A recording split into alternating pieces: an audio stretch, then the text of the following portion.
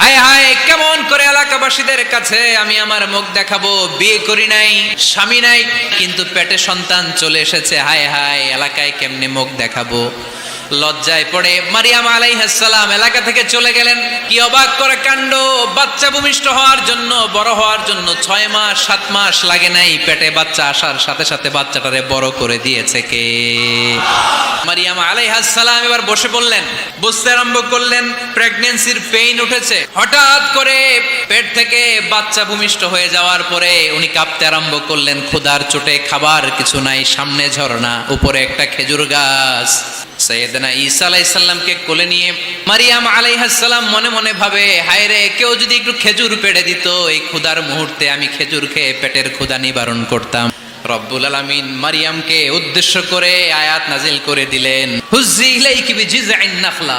এর মানে হচ্ছে, মারিয়াম, কেউ পেড়ে দিবে না, একটু কষ্ট করে হাতটা উঁচু করে খেজুরের ডালা ধরে ঝাঁকুনি মারো, টসটসে কাঁচা পাকা খেজুর নিচের দিকে পড়বে, তারপর তুমি তুলে খাবে। সুবহানাল্লাহ পড়েন। আল্লাহ চাইলে অটোমেটিক্যালি কারামাত হিসেবে খেজুরগুলো নিচে ফেলতে পারতেন না? আল্লাহ শিক্ষা দিয়েছে, যেই পরিস্থিতিতে থাকো না কেন, তোমাকে শ্রম ব্যয় করে কষ্ট করে তোমার উপার্জন করতে হবে, রিজিকের বন্দোবস্ত করতে হবে। চিল্লায় বলেন ঠিক কিনা?